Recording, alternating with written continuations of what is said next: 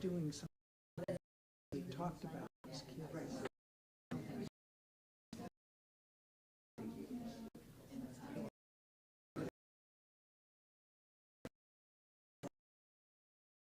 Yeah.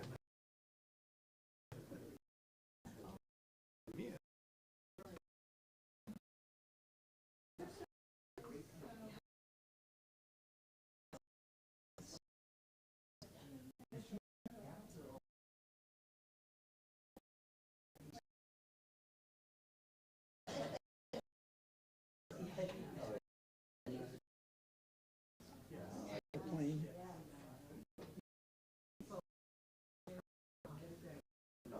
Just put it on, just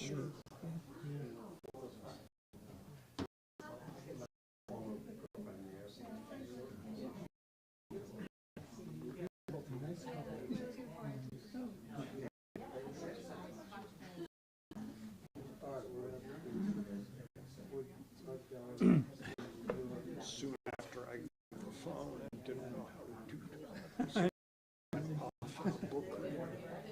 I pretended it was. Where's that coming? I wasn't pretending. I didn't realize it was my.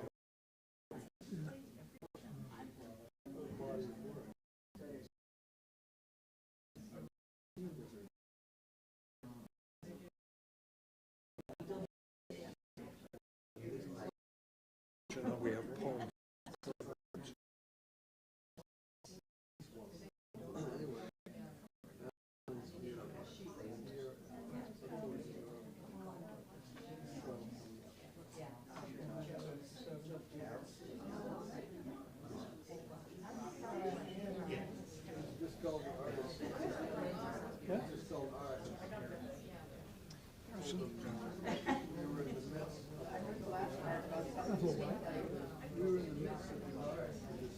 Yes, you certainly are.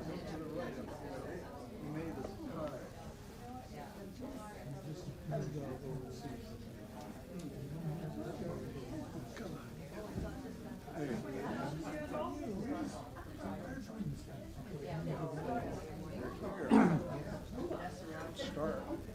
Scott, why don't I mention the book since I'm thinking of work? Yeah, do it. Yeah.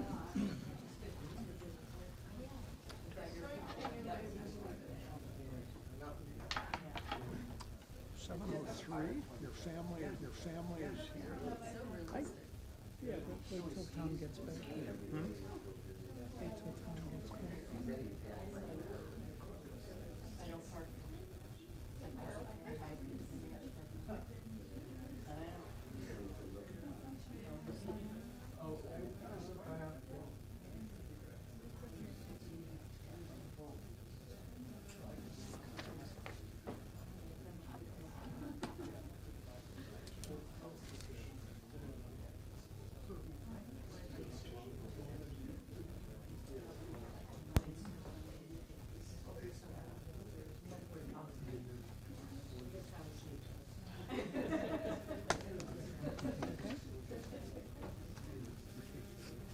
Good evening.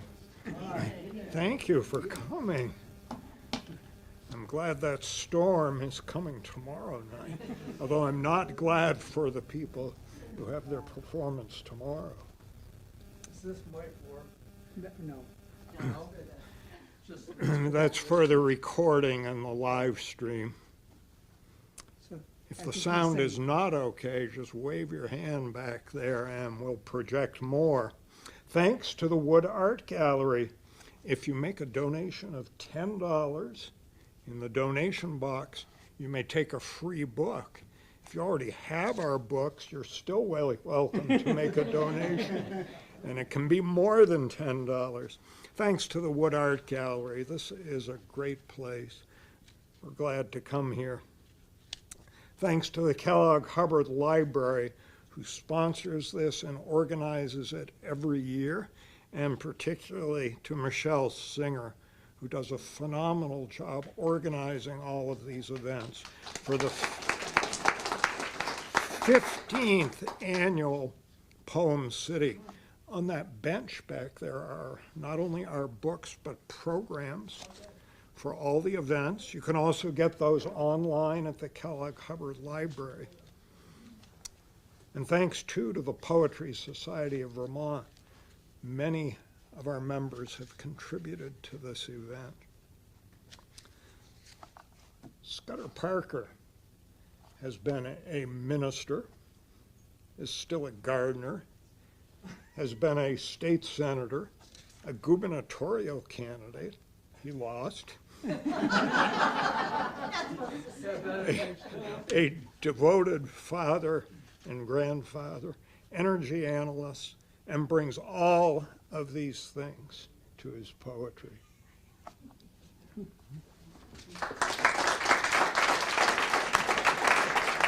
Thanks. So I just want to say thank you all for being here. I want to especially thank my grandsons for coming and their father for bringing them and coming. He's a poet of his own. We're trying to get him out more into the public, but he's just had a chapbook published. And it's just so much fun. This is what the poetry is for, is nights like this and a chance to do this. So I have a couple of introductions. The first one is, you may wonder who that guy sitting behind the piano is, although you may not. You may know already. It's Jim Thompson, who's the Renaissance man of So I don't want to do a long introduction, but he's known as Piano Jim. How many people here have heard him in various forums? Yep, that's what I thought. And I was a minister, and we both worked together at Camp Weakoe in Northfield. So there. What? My kids went there. Your kids went there. Okay. Well, that's part of it. But he's also a singer, a songwriter, gifted musician. He called us after he read the poems that we were going to read, and he was going to accompany them. And he said, well, I think I'll bring the guitar and the harmonica as well. So that just shows you his range. He's the creator of a musical called Halfway House. How many people have seen that? Halfway there you go. Halfway there. Halfway there. And then I found out he's a gifted artist. You paint kites and like large objects and things like that, right? If I have to, mostly kites now. Mostly kites. Okay, so if you want a special kite, you did one with a tiger, I believe, that was phenomenal. And he's an actor. How many people saw him as Lurch in The Addams Family? He totally stole the whole show as Lurch. Could you? No. We're not going to let you do that. Well, yeah, sure. This is the short intro. Yeah, well, I got going. And George Longenecker, I won't take as long for him. He's another institution in central Vermont. He taught for years at Vermont Technical College, where he was a professor and the chair of the Department of English, Humanities, and Social Sciences. He's been a leader in poetry in this area for years. He has a volume called Star Root. It's been published widely, and he supports everyone in the life and work of poetry. So thank you for all that you do for that, and You're welcome. for PoemCity as well. So now am I supposed to read something? I think you are. Oh, okay. So we're going to read in about a 12, 15-minute chunk, and then George will read, and Jim is going to do what he's going to do. Okay? We don't know for sure. The first poem is called In the Air to Sanibel. And I'm reading about community, but the reality is George's poems, as I listened to them the other day in our rehearsal, were about artwork or photographs, but they're all about community too, right? Okay. Yeah, they are. Pretty much. So, this is called In the Air to Sanibel. The plane is full. Again, we've let them pack our restless bodies in a sleek silver cigar, a brief, anonymous intimacy we exchange for quick and far. Every seat holds purposes and hopes, perhaps regret, like any walk down any street, but we are close as frogs' eggs breathing each other's air, treading each other's feet. Without a word, of course, brief reminders of peril shared, turbulence, image of a lost wing, terror at the delicate trick that holds us in the air. The daughter of the couple behind us screams as we ascend. The mother soothes calmly, singing Itsy Bitsy Spider and The Wheels on the Bus. The father, silent at first, joins in. Their voices blend. Kindness gathers allies. That quick impulse to annoyance seems absurd. The child quiets as the song continues, most of us whispering the words.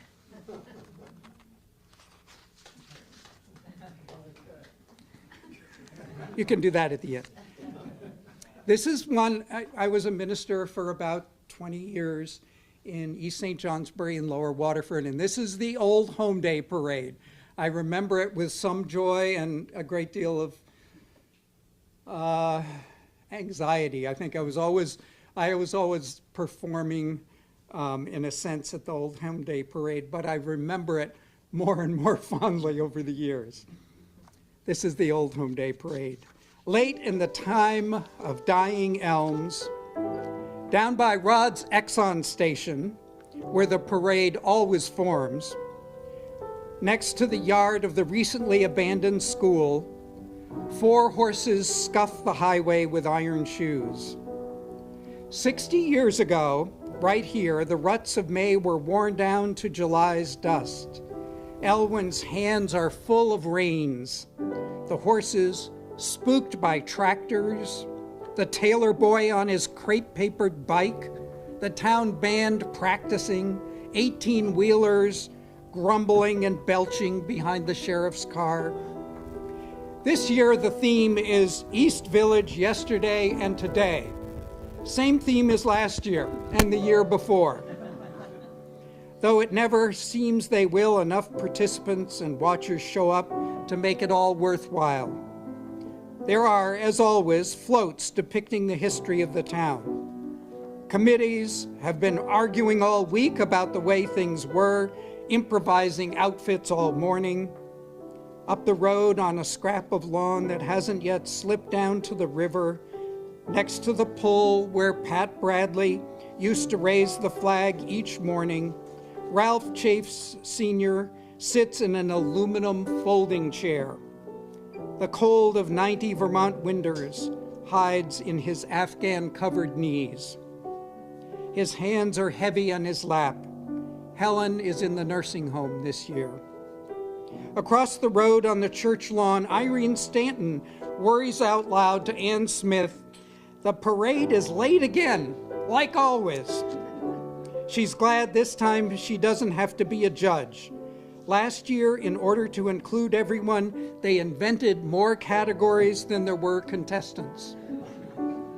Next year, she'll sell her home to one of the Ely kids and pack a few belongings into a single room in town. The parade begins crowded into a quarter mile of Route 2 with the ghosts of all the earlier parades and all that will follow.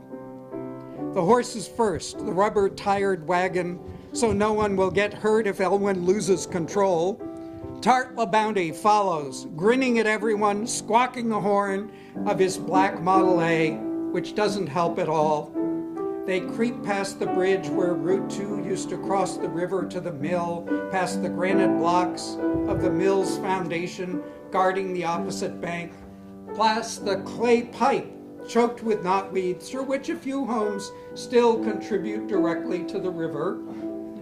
The tailor boy, as usual, can't stay in line, racing past Joyce DeWitt and the ladies' kitchen band, weaving in and out among the Ellis children, dressed as the Four Seasons in East Village, crepe paper tattering in his wheels. He is overcome with the present.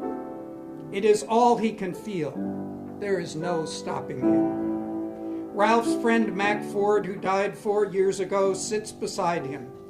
There are corners of ground all over the town that he hayed by hand, scythe and a wooden rake. that now grow up to burdock and willow. All those places belong to him. Now they don't belong to anyone. The barn he stored the summers in has finally crumbled back into the hillside. Roland Parento on the old John Deere 50 drives equipment up and down this road all summer, watches the people watching the parade. He wonders if he will have a stroke the way his father did and not be able to keep farming. Maybe in 20 years there'll be a float about the last farm in East Village. The church service posed on the hay wagon he's pulling doesn't look like any that Irene can remember. But it's good to see the young people who quit church so promptly after Sunday school make an effort. The parade has streamed into the Parento's hayfield. Those who have come back for the day walk over to Irene. Her greeting means their visit is official. She's the one who does the work of recognizing and remembering. She sees them and knows them at once like the print of an old dress. Alaska, Ohio, the next town over. They each bring their private past. They all want to be missed.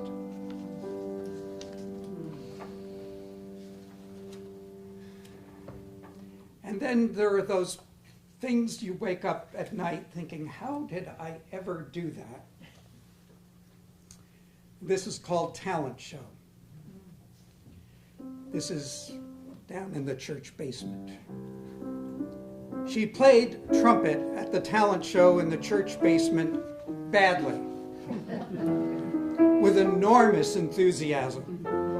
We snickered with almost no restraint at the music and her enormous heaving 8th grade breasts. Fragments like this come flying at me like deadly pieces of space litter, still in orbit after all these years, and here I am in the small safety capsule of my delicate identity, frozen in time. She may be a grandmother by now. We might recognize each other in the checkout line at Shaw's. She'd ask in her husky voice about my sister and brothers. I'd tell them the usual something. Perhaps I could wait for her, to go through the line, walk with her to the parking lot, ask her about her life and listen. I've learned to do that. I suspect she'd forgive easily if I had the courage to ask. Or she might barely remember. For her, it was just another bunch of stupid boys acting like they did. Probably much worse happened. Yet here she is, listening to an old man explain what she's so long understood. And one more. This is called Barn Swallows, and this is for Cashel. Here, millennia before the barns they're named for, they promptly claimed the beams and rafters and perpetual refuge of sun-stippled dusk, motes drifting weightless through light shafts between boards. Fields torn from forests had exploded into daisies, summer grasses, black-eyed Susans, asters, sprawling purple vetch, and teeming webs of creatures there for lightning capture on the wing. They dove through openings, one a fist-sized outline of a barn cut out for them, to nests pasted on hand-hewn wood. Each summer, hay mows, stacked tight with fragrant bales, inched toward their open mouths. Urgency, wider than their tiny heads, they hinged, echoed our urgency as summer was brought in. We could not tell who welcomed whom. They never bragged about their longer residence. My grandson has a friend whose grandfather lives in the valley, still hays some fields, fills an old barn. We visit. Swallows chatter from the rafters. I embarrass him in yet another way, trying to find words for the ordinary joy of being in each other's company.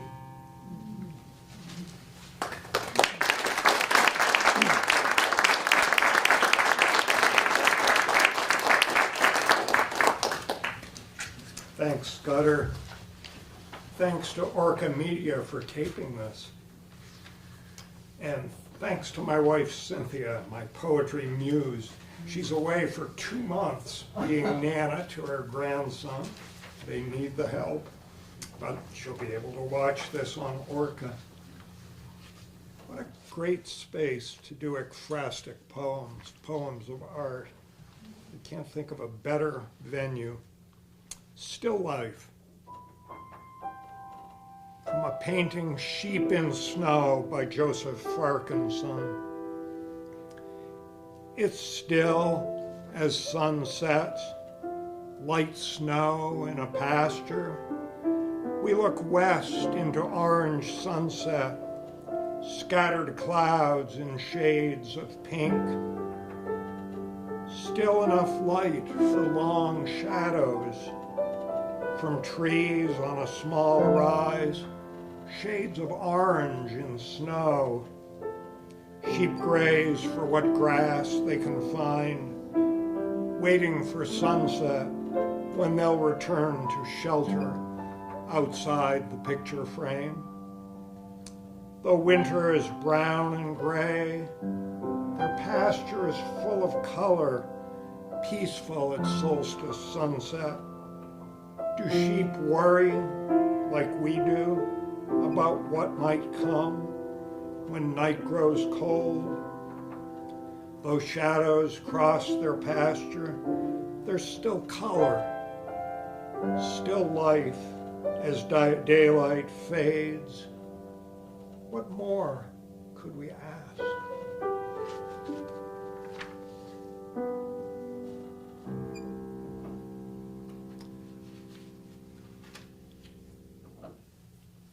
Cold War. 19 soldiers, ponchos flapping in wind. Perhaps they're at Chosin Reservoir, perhaps on Heartbreak Ridge. Winter war, Korea, so cold. They slog on through ice and snow, each clutching his weapon. Frank Gaylord's sculptures, neither alive nor dead, frozen in time, like war that never ended. Magpies fly over the border, quiet now in the DMZ, where they nest in maples. So many dead there, some left behind, a mere dimming between life and death. As sunlight fades and night grows cold, war, 19 soldiers frozen in time. An ekphrastic poem can also be about a photograph as well as a painting or sculptures like the Korean War Monument.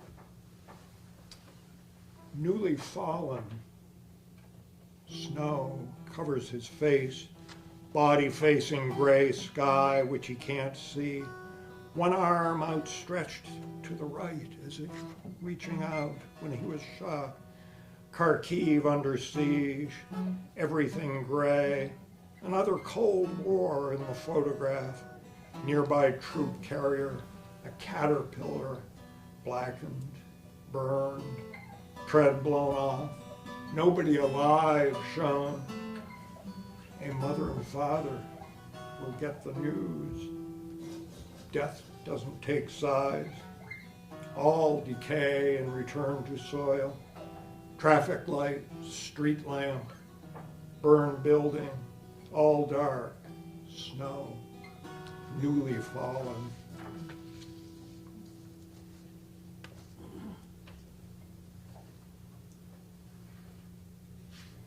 Salt and sorrow.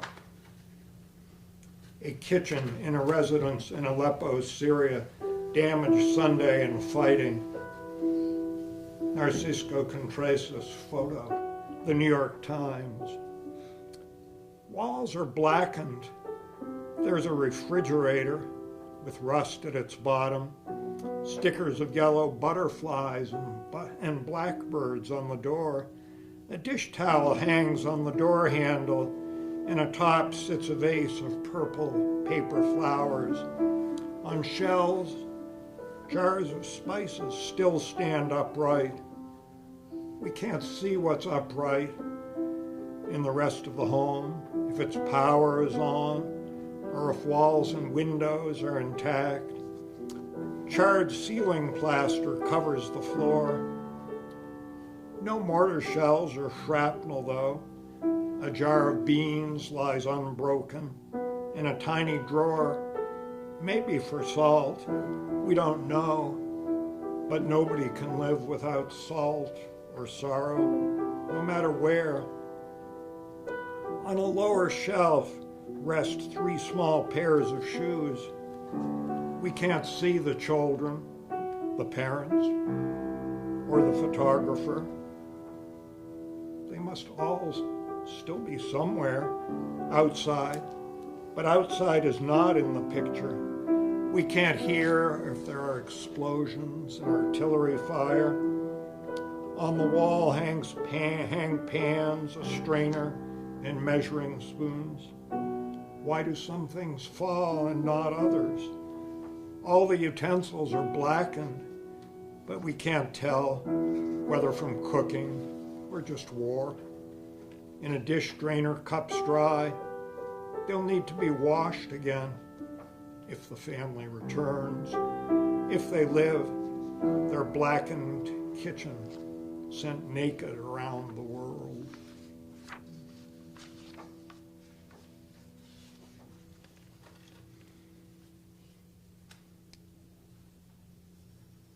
Portrait. In his self-portrait, visiting Florida this winter, Van Gogh gazes, forever left. He's painted his hair and beard red, eyes blue. He looks a little like his brother Theo. When Vincent painted this, he had only a year left to live, and Theo would be gone the following year, having lived so his brother could paint. We never know. If Vincent stepped out of his frame into Florida, what would he paint? I'd offer him pink grapefruit. We'd paint on the beach together.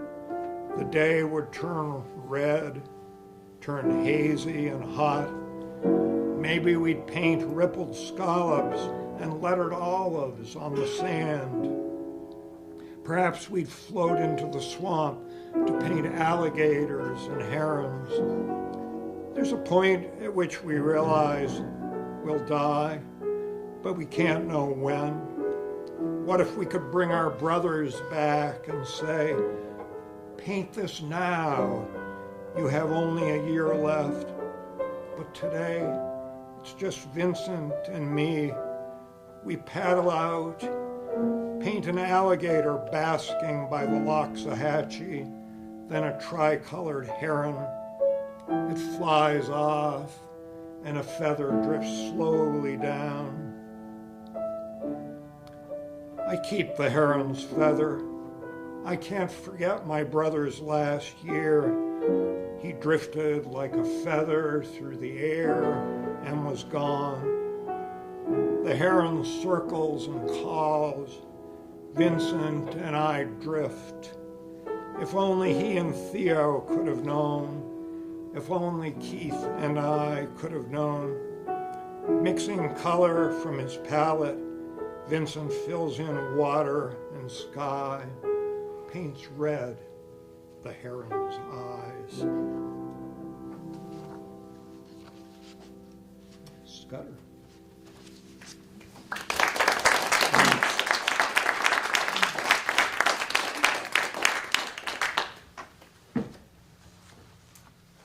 How are you doing?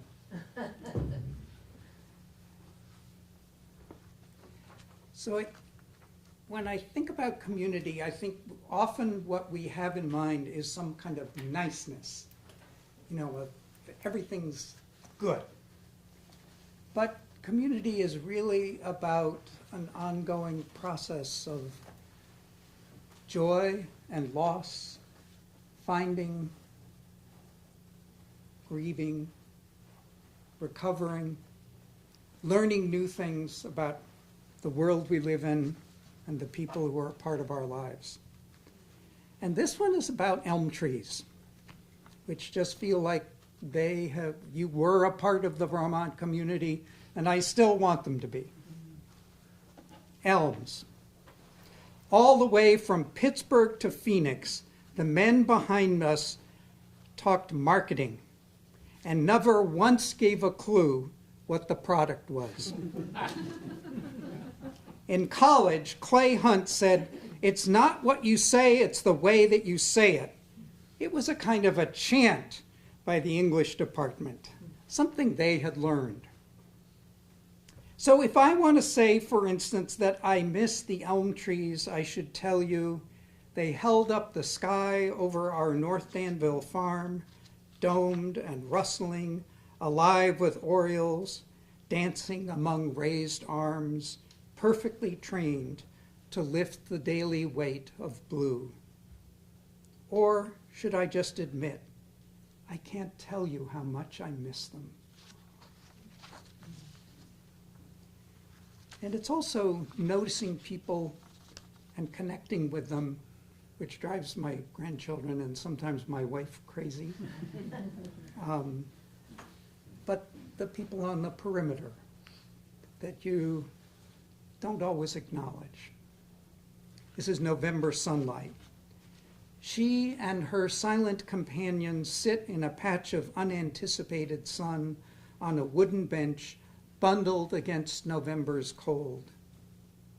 Her companion stares down at the freezing ground, but she looks up at me as I cross the park's leaf-littered lawn toward their small bit of warmth. Nothing much, her smile warns, a cordial sound, the greeting of a different voice. Her glove rests on her partner's silent, mittened hands, unwaveringly loyal. Still, she claims this small permission. I want to stop and talk with her, but that would be too much. I only say, how wonderful, November sunlight. And when I was a minister, I guess I was professionally engaged in community. And kept trying to figure out what the heck I was supposed to be doing with this job. Right? This is called Good Work for the Preacher. It's a practice in humility to come to a small church in a poor state where resources for pretense are scant, where need wears thin clothes, pride does for hope. Theology is less important than good chicken pie. You learn to love the details, not the answers.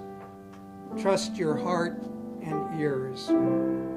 Kindnesses and the embarrassments they cause in other men, gaining knowledge that could give control, trying not to use it again and again. You eat ordinary food till it becomes the food you crave. Stay till they no longer ask if you'll be leaving soon. I remember a funeral performed for a man I never knew. On a hilltop in Waterford, an urn, a sunny afternoon. A family full of silences. Mid-service, I realized he had died of AIDS. The brother who had left for San Francisco, gone for years, home now to be buried in his family's fears. I was invited to a 40th birthday party for a friend. Cross-dressing was required. I wore a kilt, black tights, bean boots, and danced like David till the end. His cousin read a poem about growing up gay in Plainfield. His mother complimented on her dress, bragged she had stolen it from her son. I danced in the space we'd begun to claim, and as welcome for the high school friend who loved me but had no name to give his love. I danced for all the dead, the stories carried to the grave. I danced for those who watch in waiting still, for the quietly subversive, the outrageously brave.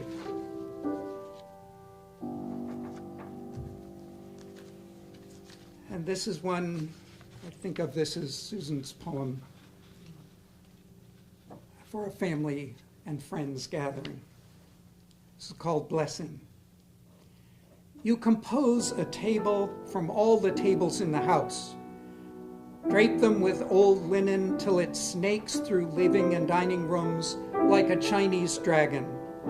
White metal lawn chairs come up from the basement slumber, antiques from the bedroom where a week of clothes lands on the floor.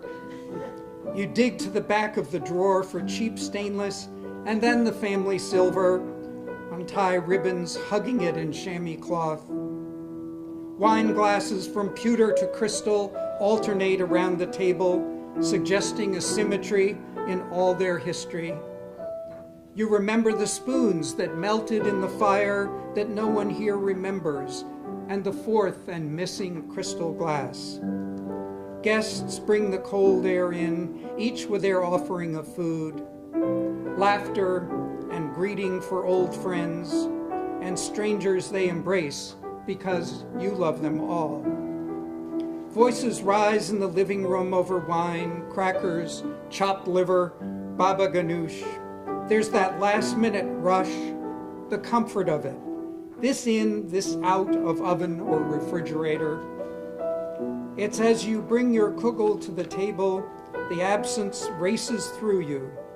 The laughter here invites the laughter that is gone. How can we be joyful in the company of loss? Your knees are weak. You lean into your closest friend, pause, slowly start to breathe, and we begin, now that the meal is blessed.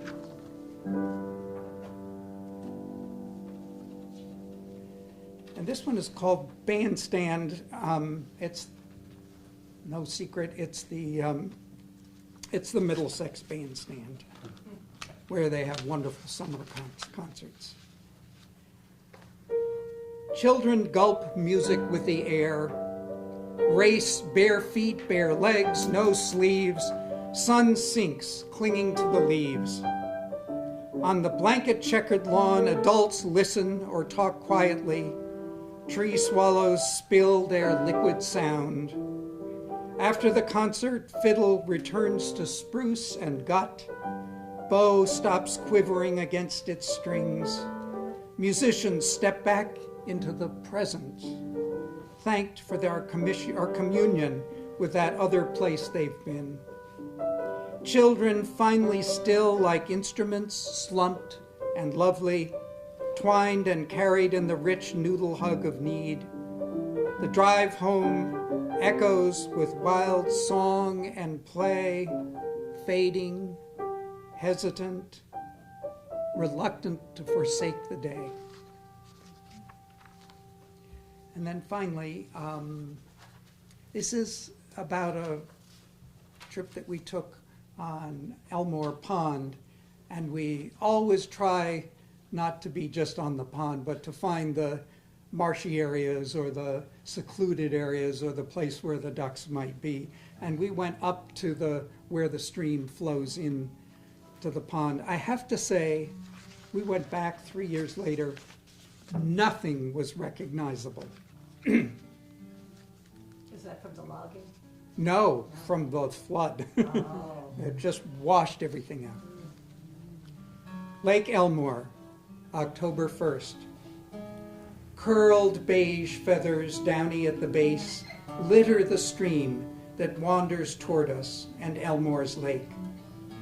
Beavered alder branches, submerged pond hair cushions, duckweed corralled by viburnum roots, all strewn as though by a gentle pillow fight. We paddle past managed shorelines with tidy cottages to this neighborhood of lily pads and pickerel weed hidden from their sight. More happens here, like the basement daycare center, chorused with children, always cluttered, doing a better business than the church. This is the water's sweet meander, slow channel where merganser, mallard grew. It's also where the storm flood races through. My grandson cried when he gave up his first and favorite bike, the one he trusted enough to let his feet release the ground. I had to argue with myself against the urge to dry his eyes, hurry him along.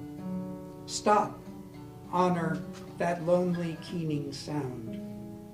2 young ducks try to keep one bend upstream from us. Trapped by our invasion, they finally stop.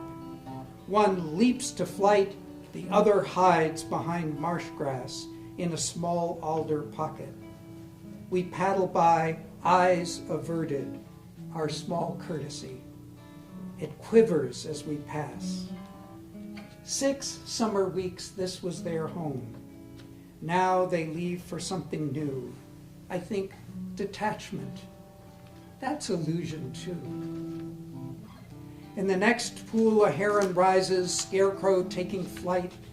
We look for it at every bend, plying its silent heron tricks again. But a beaver pond opens before us, flood at eye level, no heron but wide water seeping through 1,000 sticks. This summer we went up 5 streams. The beaver, dogged Calvinists, seem to insist it's the effort, not the dam. That's permanent. We postpone leaving, poke up every bulrush alley, give in at last, stroke hard across the open reach, land on the expansive beach. Women in bright saris watch their boisterous men play tag.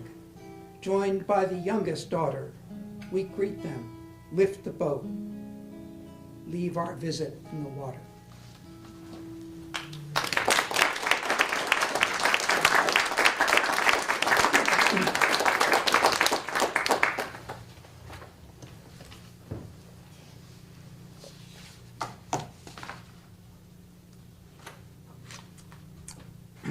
This is from a photo of my wife Cynthia's mom's wedding in Plainfield. Wedding photo. In black and white, the bride and her 5 bridesmaids pose on the stone portico of a white church in Vermont, in white gowns, holding bouquets of flowers. May 1947, all in their 20s, war over for 2 years, long lives ahead. Today, the bride's sister died, the last of 6 in the photo. Nobody knows the day they'll die, unless perhaps they're in a war. But war had ended. Now, at last, they could live. There wouldn't be another war, at least they hoped. Certainly not in this Vermont village with its white clapboard church. All 6 lived near the church, some in the village, others on back roads where families farmed. After the war, they had to be optimistic. So many dead, so many. Now it's been over 70 years. And that May, they weren't thinking about war. They pose, 6 young women on the steps of a church in Vermont, sending off one of their own. Sugar maples shade the lawn, and though it doesn't show in black and white, leaves are fresh green, and there's a scent of lilacs.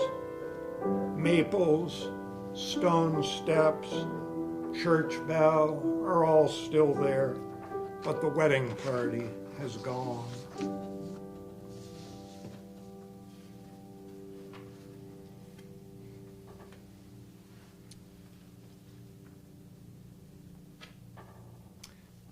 Lazarus and Six Horses, a sepia photograph, 1891. The horses' ears are perked and alert. They seem to watch the photographer. Even in sepia tone, we can see their different shades of brown and gray, hitched together and used to pulling as a team to thresh winter wheat. My great-grandfather, Lazarus Paget, stands to the left of his horses, barely holding the reins as his horses pose, overalls, hat in hand, probably the year my grandmother was born. In the only other photo, his horses are hitched to threshers, Wheaton horses now on what had been Kiowa, Ottawa, Ojibwa, and Potawatomi land for a millennium and more, all forced onto reservations. I don't know what Lazarus thought of this. Some of his family were probably part Kiowa, or what he'd think of Kingman now, just a few large farms where there were once dozens, wheat from his fields shipped around the globe. Summer days almost always over 100 degrees. A 4-lane highway to Wichita. His great-grandchildren scattered across Kansas and all over the country. None of us farms, and only one has horses. 3 generations apart, our lifetimes overlapped only briefly, but we grew up in different worlds. I look at Lazarus and his 6 horses and wish I could ask him their names.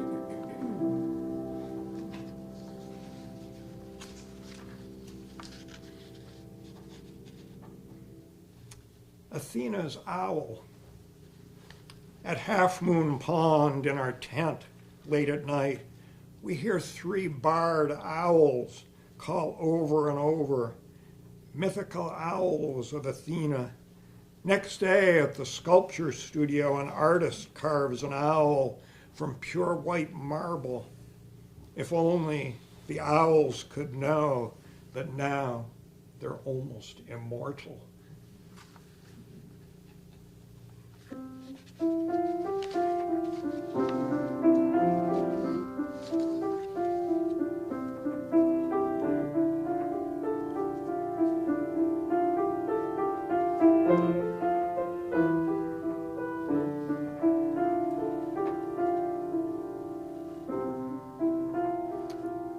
Marble quarry. A dozen sculptors have reclaimed a corner of an abandoned quarry. Dragonflies and swallows fly over, while other creatures emerge from marble. Out of stone, a heron and an owl, a white whale, 2 ballet dancers, bas-relief ducks, and nesting loons. At night, the quarry is eerily quiet. An owl perches atop a rusting crane. Her hoots echo off walls of abandoned stone sheds with shattered windows.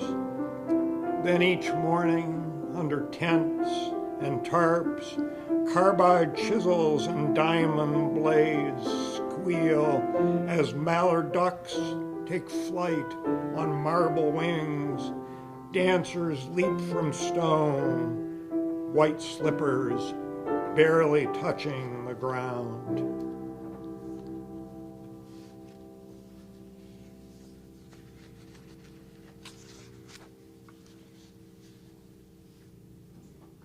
Swans swim at dawn. 4 swans swim circles around the small pond of reeds and cattails across the road from my hotel room, drift back and forth, dipping their beaks to feed. Not much water, but just 4, not Yeats, 9 and 50 swans. Years ago, when I was 13, an amusement park, Pleasure Island, was built here on the edge of wetlands, where now there are condos, offices, hotel. It was a short-lived attempt to imitate Disneyland in a Massachusetts swamp. How much pleasure or amusement kids got, I'm not sure. But I saw Ricky Nelson play right over there, not far from the pond, where swans swim in low light just after dawn. I wondered why the teen idol had to sing on stage near Goldpan Gulch and a white whale and a small amusement park and a swamp. But it wasn't his swan song. He performed another 23 years before flying to his death. Ricky Nelson just liked small stages where he could play for a few hundred screaming teens, his voice and guitar always pitch perfect. I can still hear him sing Unchained Melody, Hello, Mary Lou, someday. Someday, I'd like to swim like a white swan, go back when there were songs like Lonesome Town, when we could be so moved by an idol, so easily amused. Pleasure Island, swans still swim in low light just after dawn.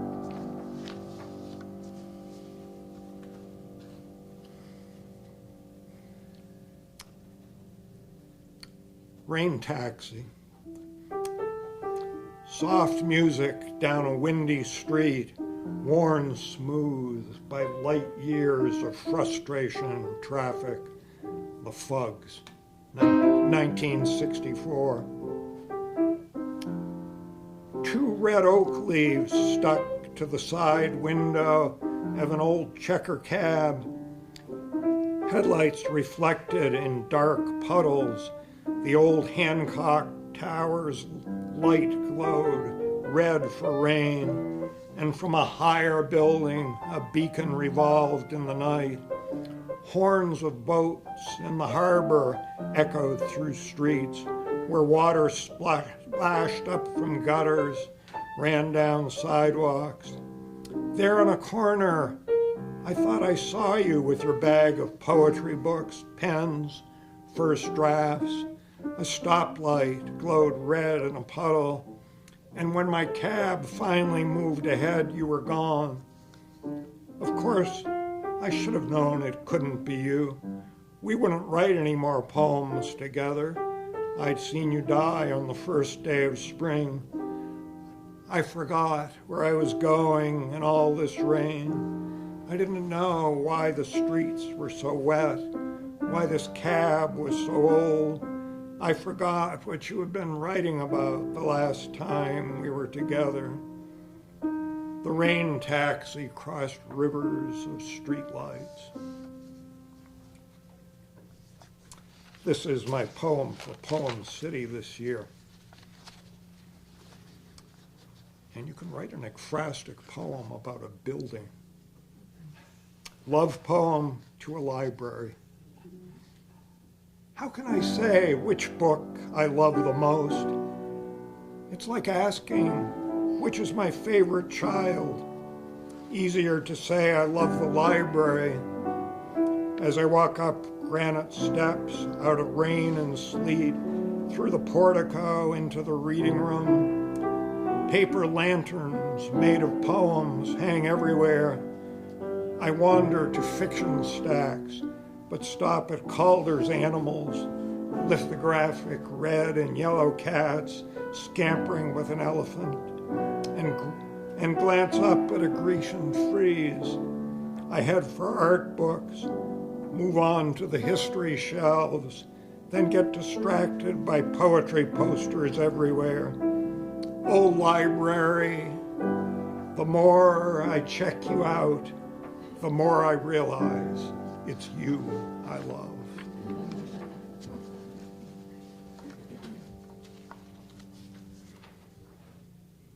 Eclipse. Robins, already back in April, begin their evening songs, perhaps perplexed that it's already dark.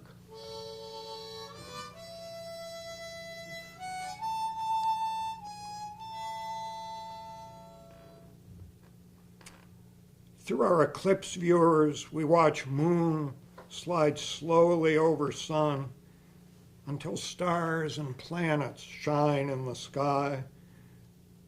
Then slowly this brief nightfall slides back into daylight as robins sing again.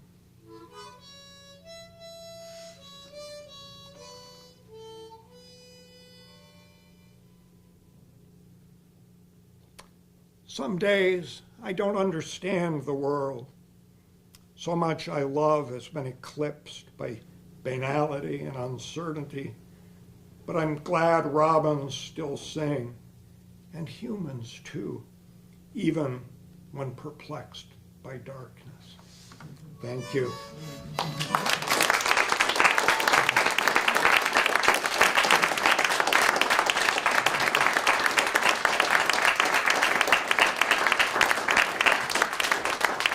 And let's hear a special for Jim.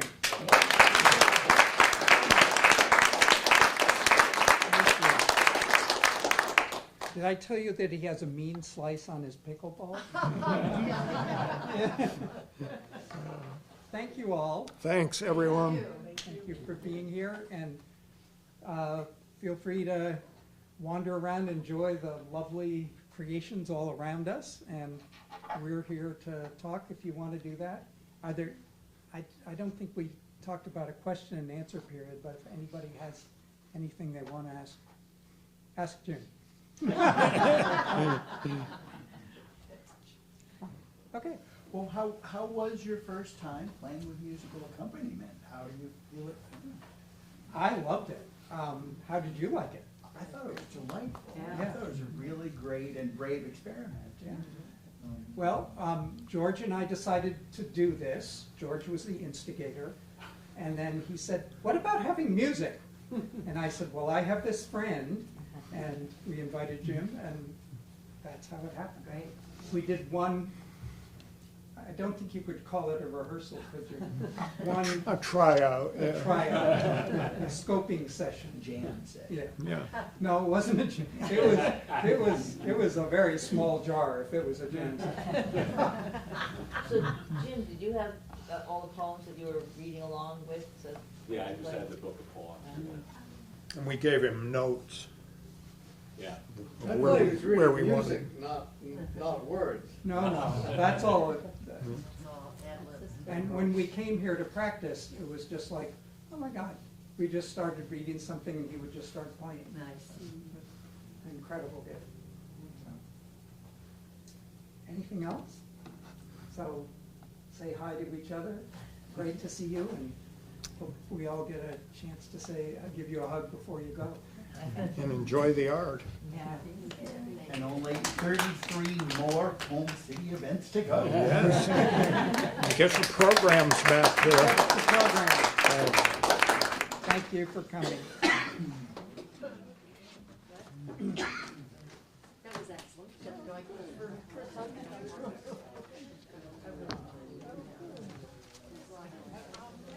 Just gorgeous, George. Thank you. Is that a Van Gogh poem in your book, Star Out? Or is that a new poem? That one is in the book. Portrait is in the book, yeah. It's in the book, because I Yeah. have the book, and it's like I mean, I was hearing your poems again in a very fresh way. I think that's the only one of these that's from the book. The rest are newer. I heard you read them then, that's what it was. You probably Yeah. have. It's beautiful. That poem killed me. I mean, so much emotion. There's a connection to the poem Rain Taxi.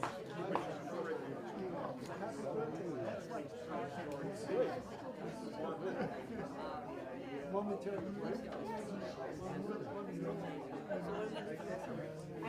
was realizing that we have to figure that out. If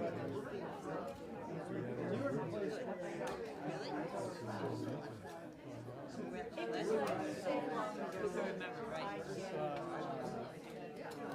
Remember Sandy? Sandy, and I got mistaken first.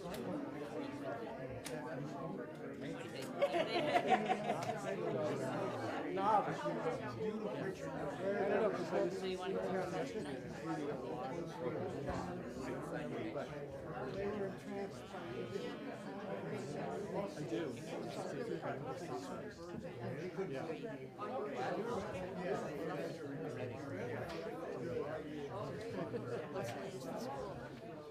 They did send a list. They'll tell us. George must let a